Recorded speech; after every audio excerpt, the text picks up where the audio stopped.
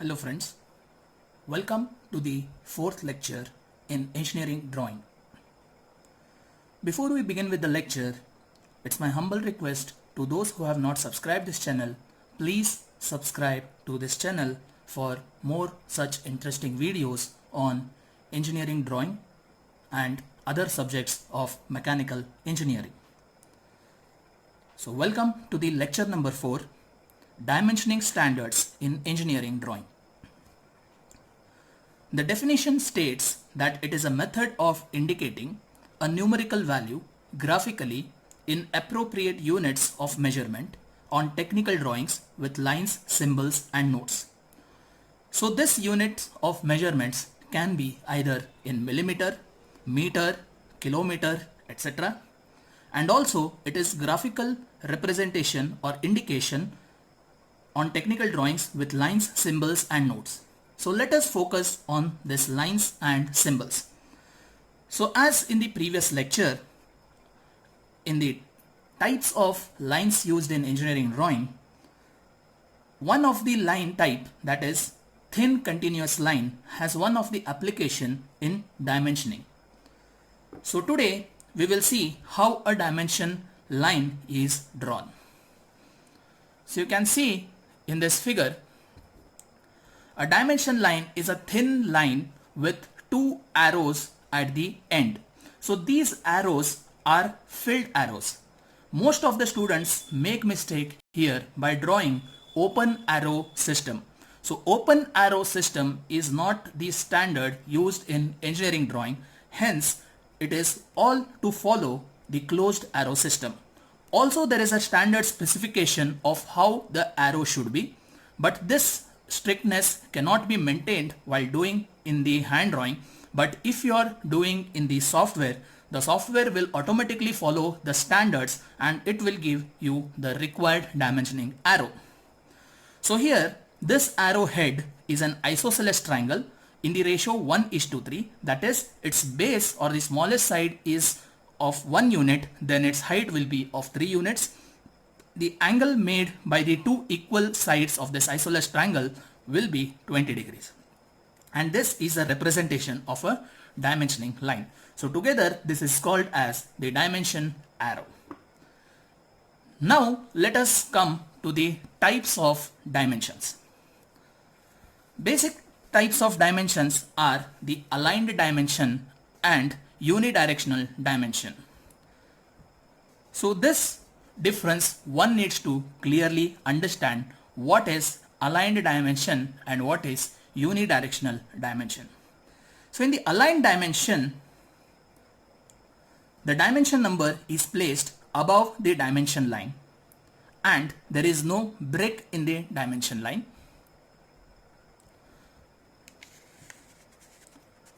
Whereas in unidirectional dimension, the dimension number is placed in such a way that it is always horizontal and the dimension are inserted by breaking the line.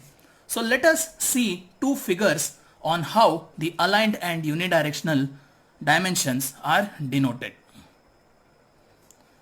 So here you can see two figures. So this figure, which is in the black color, indicates the aligned dimension, whereas the one in the red color indicates unidirectional dimension. So you can clearly see the difference here. The dimension lines in the aligned dimension are continuous lines. They are thin lines, continuous lines. And if you see the dimension number, so in this case 50 mm or 50 units, in this case 25 units, 20, 40 and 40 units, these are parallel to this line and they are written above the line. So you cannot write this 25 below this line though it is parallel to the line. That is not acceptable. The dimension number should be always above the dimensioning line. Now coming to the unidirectional dimension, in this case there is a break in the dimensional line, and if you notice the dimensioning number or the unit is always horizontal in nature and it breaks the line. So many students here tend to do the mistake is that they don't follow one dimensioning. Either you can follow unidirectional or you can follow aligned. So never ever mix up both the dimensioning. Clear? So this is one of the mistakes most of the students tend to do. So please pay attention over here on how the aligned dimension is and how the unidirectional dimension is, and try to follow one dimension method. So in our further lectures, we will be following or focusing mainly on the aligned dimension. Now it is left to individual student. If you feel the unidirectional dimensions are simple to understand and represent, you can make use of unidirectional dimensions also. Next, we will come to the last part of this lecture, that is elements of dimensioning. So this is one of the important questions that is usually asked in the examination. Explain the elements of dimensioning. So here I have drawn one simple sketch and I have dimensioned the important parts. So here there is a thin continuous dimension line and I have used aligned dimension system here. So this line is around 70 mm. Then you have this line as 35, then 20. There is a semicircle over here whose radius is 25. There is a hole on this drawing or a circle here whose diameter is 10. And there is an angle made over here at an angle of 60 degrees. Now the different elements are marked here with serial number 1, 2, 3, 4, 5, 6 and 7. So let us see what are these. Now your serial number 1 indicates it is the arrowhead termination of the dimensioning line. So arrowhead termination is one of the dimensioning element. The second dimensioning element is the dimension line itself. So this which is marked with 2 over here is the dimensioning line. So let me show you these clearly. You will get over here. So this number 2 which is marked here, this indicates your dimension line. Now let us see what is this number 3. So this number 3 here indicates an extension line, but here it is for this angular representation. So this is extension line for angle. Here you can see the number 4. So this has indicated there is something over here, or this indicates as a leader line. So here also you can see there is one line to show the diameter of the circle and this line to show the radius of the semicircle. So these lines are called as the leader line. So you can see in the number 4 here it is the leader line. The fifth element which is marked over here, you can see these two parallel lines extending from the sides of this drawing.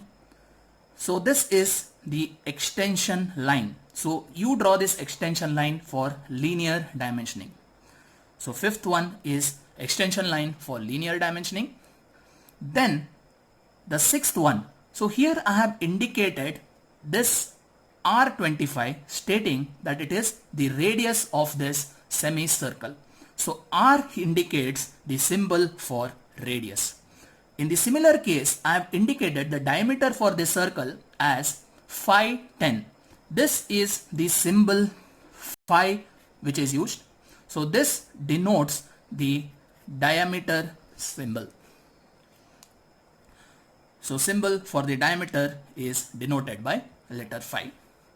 So here in today's class we have seen the dimensioning standards in engineering drawing. So we have seen the definition.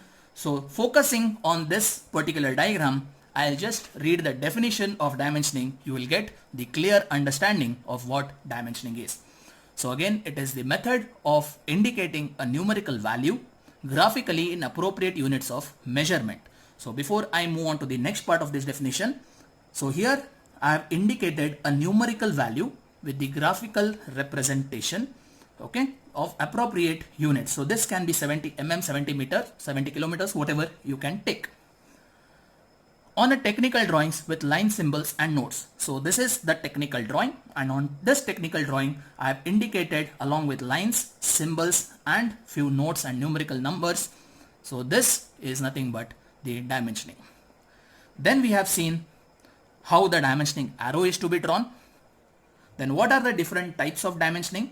So there are two, which are aligned dimensioning and unidirectional dimensioning. And we have also seen what is the difference between the aligned and unidirectional, and what Students usually tend to make mistake in aligned and unidirectional dimensioning. That is, they tend to mix both the dimensioning types. Either you follow the aligned dimension or you follow the unidirectional dimension. Then we have seen the elements of dimensioning. So with this, we end this lecture number 4 today on dimensioning standards in engineering drawing. So thank you for patient listening. Please like this video, share this video with your friends, and don't forget to subscribe this channel. Please subscribe this channel for more interesting videos on engineering drawing as well as other subjects of mechanical engineering which will be coming shortly. Thank you.